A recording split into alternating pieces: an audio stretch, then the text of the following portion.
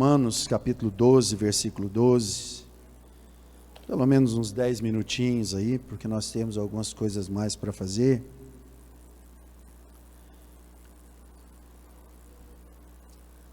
Lendo a nossa revista da Escola Bíblica Dominical, me deparei com esse versículo.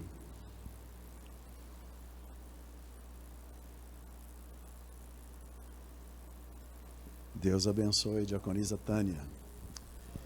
Lendo a revista da nossa escola, a lição que foi ministrada hoje, né? Lendo essa lição, me deparei com esse versículo e me alegrei no Senhor, porque como é difícil a gente sintetizar um pensamento, né? Às vezes a gente vai falar e é prolixo, a gente não consegue sintetizar um pensamento, mas a palavra de Deus, ela sintetiza a vida em vários textos tão pequenos. E eu vi a vida do cristão sintetizada nesse versículo aqui. Se nós aplicarmos esse versículo na nossa vida, usarmos ele como base para a nossa vida, como regra de fé, com certeza nós teremos uma vida vitoriosa, uma vida plena, uma vida cheia do Espírito Santo de Deus.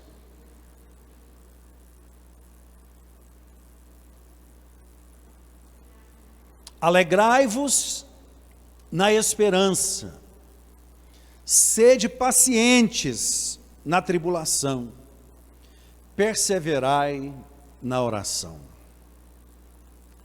Para o nome é tripé mesmo, né? Para esse suporte aqui, que o nome é tripé mesmo, mas para esse suporte que está segurando essa câmera na minha frente, para que ele fique de pé, ele precisa de ter essas 3 pernas aí, né? Esses 3 pés. Se colocasse só 2 ali, ele não ficaria de pé. Interessante, o número 3 é muito importante, né? Deus Pai, Deus Filho, Deus Espírito Santo, corpo, alma, espírito. É muito interessante a gente pensar em alguns números que existem. E eu estou falando do número 3 por essa questão mesmo, né, do tripé. E esse versículo aqui pode ser considerado um tripé de sustentação, como eu disse, para a vida do cristão. Ele começa dizendo: alegrai-vos na esperança, e eu coloquei aqui, via de regra, o momento que nós vivemos, né, o momento presente, ele é representado por labor, ele é representado por envolvimento nos cuidados da vida.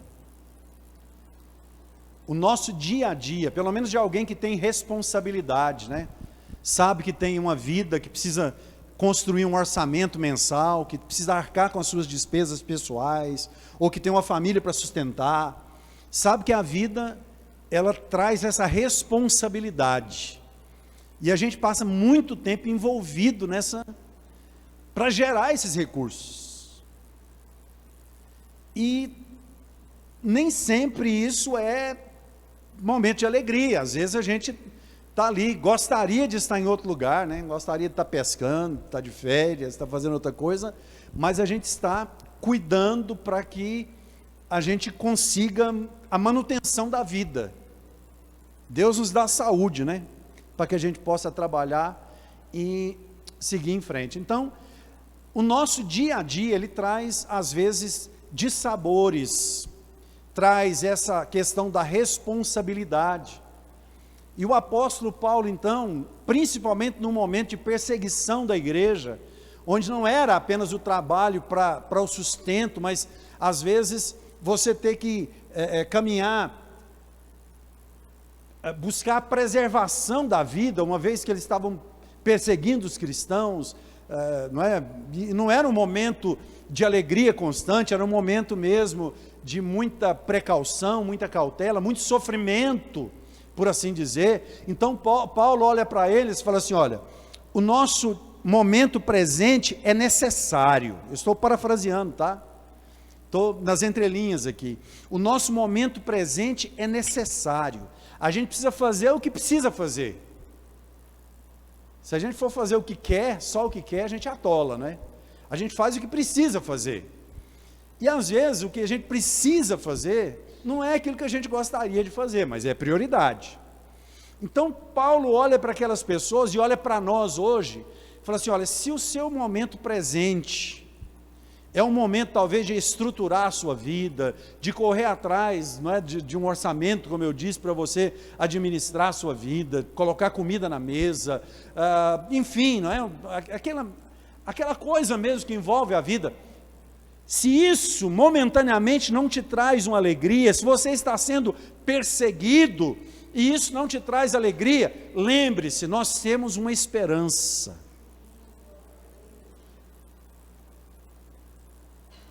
E a gente precisa então buscar nessa esperança a nossa alegria, porque uma pessoa que não é alegre, uma pessoa que não é feliz, e felicidade não depende de circunstâncias, pelo menos para quem serve ao Senhor.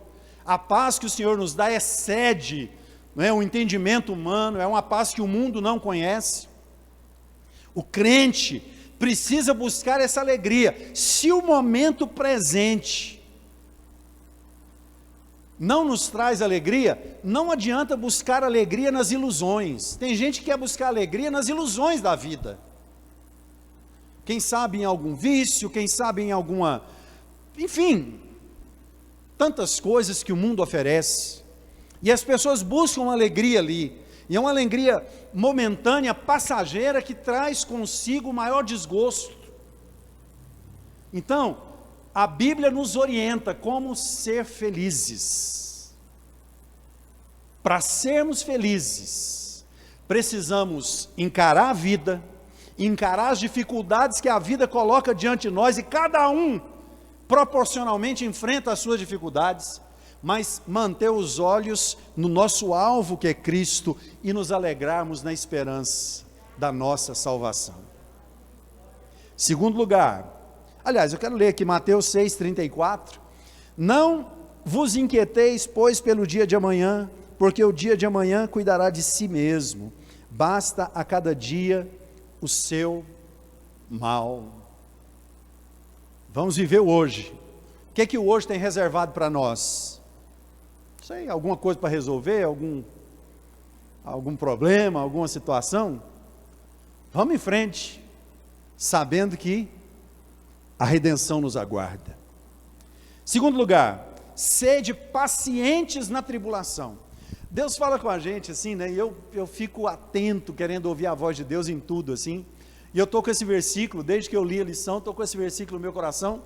Mas hoje eu estava lá em casa, não lembro, depois do almoço, e liguei a TV num canal de um documentário, um canal de documentário que eu gosto de ver lá. E engraçado, estava passando uma experiência lá com algumas pessoas. Eles colocavam as pessoas na sala, por exemplo, eles armaram uma entrevista de emprego fictícia, para fazer uma experiência social, e colocavam um ator sentado ao redor de uma mesa ali, tinha umas cadeiras vagas, e traziam um candidato para essa sala de espera, que ficava ali, e deixava aquela pessoa esperando ali alguns minutos. Enfim, em um dos casos, deixou a pessoa esperando 5 minutos, foi cronometrado, 5 minutos. Enquanto a pessoa estava esperando, ela chegou, já tinha outra pessoa sentada lá na mesa. Assim que ela sentou, a pessoa ficava batendo o dedo na mesa assim, ó. A pessoa ficou 5 minutos lá dela batendo o dedo na mesa, sem falar uma palavra. Passados 5 minutos, a pessoa chegou lá, falou assim, você está esperando aqui? Estou. Há quanto tempo você acha que você está aqui? Ela, uns 15 ou 20 minutos já. Ela falou. Aí levaram outra pessoa, colocou lá e cronometrou 15 minutos. E colocou, junto com ela, um ator que puxou conversa com ela. Foi gentil e ficou conversando, e conversando, e conversando, e conversando, e conversando. Daí a pouco a pessoa chegou lá e falou, você está aguardando aqui, né? Há quanto tempo você está aguardando? A pessoa falou assim, eu não sei, acho que uns 8 minutos, talvez menos. O que o experimento mostrou? A relatividade do tempo. O tempo de 60 minutos, 1 hora, tudo bem, eu já preguei falando sobre isso aqui uma época, depende, né? Quanto tempo dura uma noite? Se você tiver num churrasco com os amigos, passa rapidinho, né? Mas se você tiver com um pneu furado, sem estepe ou sem chave de roda, num lugar meio deserto aí, à noite parece uma eternidade. Então, tribulação é um momento em que parece que o tempo não passa. Parece que a gente não consegue vencer aquele momento. Por isso que Paulo está dizendo, sede pacientes na tribulação, porque na alegria e na bonança ninguém precisa ter paciência, o tempo passa rápido. Se você está enfrentando uma luta, eu quero que você entenda, olha o que está escrito no Salmo 30, versículo 5, porque a sua ira dura só um momento, no seu favor está a vida, o choro pode durar uma noite, mas a alegria vem pela manhã. Não há tribulação eterna para quem serve a Jesus. Ainda que ao nosso julgamento, à nossa percepção, está demorando demais. Deus diz para você nessa noite, filho, eu estou no controle. Eu estou no controle, diz o Senhor. Nós precisamos crer. Se nós nos alegrarmos na esperança, se nós formos pacientes na tribulação, sabendo que não estamos largados, abandonados, irmãos, todo mundo enfrenta a tribulação, eu enfrento. Eu acredito assim, que graças a Deus tem saúde lá em casa, nós temos o que comer, eu tenho projetos, né, lá em casa nós temos projetos, todo mundo tem seus projetos, estamos trabalhando com isso, então a gente tem pouca tribulação, em relação a histórias de vida que a gente ouve por aí. Só que qualquer que seja a tribulação, é grande para quem enfrenta, não é? Não é assim? Mas eu tenho como experiência de vida, lá em casa nós temos essa experiência de vida, passa, isso passa. Também nós temos pouca tribulação, não é que eu estou reclamando não, irmãos, graças a Deus por isso, é porque a gente não fica correndo atrás, porque tem gente que vive uma vida atribulada, mas parece que ele corre atrás da tribulação, parece que tem gente que não aguenta, ele tem que fazer alguma coisa, para fazer a vida dele dar errado, se sabota. Nós não podemos permitir a autossabotagem, nós precisamos, aparecer uma coisa ruim na vida, uma dificuldade, nós precisamos enfrentar, precisamos vencer. Se nós temos uma rede de apoio, graças a Deus por isso, não é?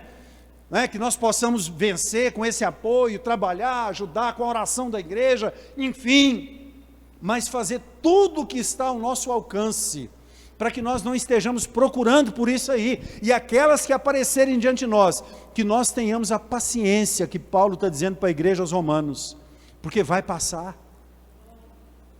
Você pode crer nisso que eu estou dizendo? Vai passar. Vai passar. E por último, perseverai na oração. Olha esse tripé.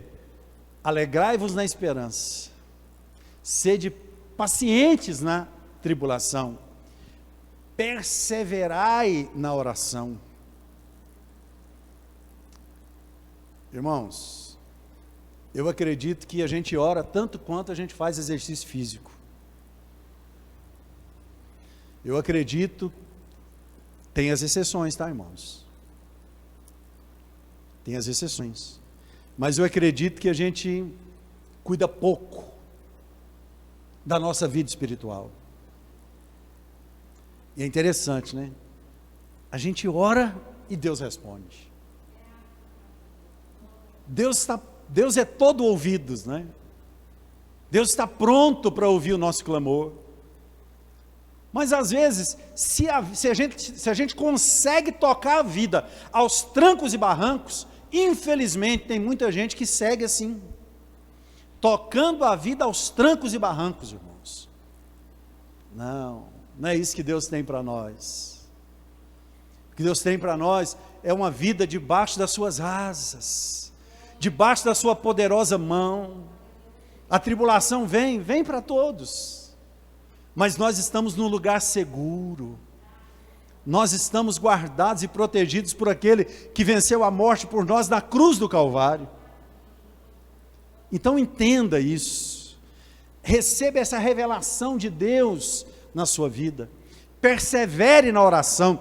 Perseverar na oração significa que, eu já participei de muitos cultos de campanha, né? Eu cantava, ia nos cultos de campanha e ajudava em um toda quinta-feira, e a gente vai ficando amigo das pessoas, conhecido das pessoas, e eu cansei de ver pessoas, irmãos, que chegava, ia fazer campanha, entrava na fila para receber oração, chegava em mim, né? Eu já era pastor auxiliar nessa época, pastor, ora por mim, eu estou com essa causa, tal. Aí, passava um tempo, a pessoa recebia a bênção, nunca mais voltava na igreja, irmãos. Perseverar na oração é o seguinte: você está na luta, está na tribulação, ora, Deus te deu a bênção, continua orando. Perseverar, ou perseveração, é constância.